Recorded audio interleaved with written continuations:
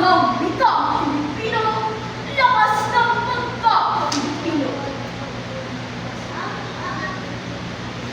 Ang wika ay apoy, nagbibigay init sa sanggol na hulog ng anghel sa langit.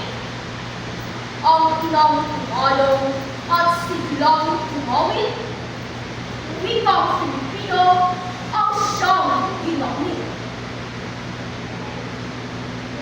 Ang wika ay tubig na nagpapatubig ng pusong may sala at bakit ng dumi.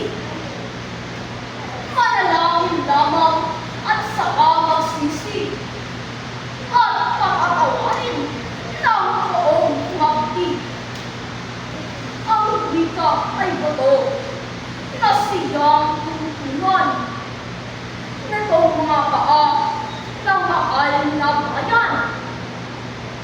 Wika ay sandigan nitong kasandigan. Sa bundok o burol, maging kapatag.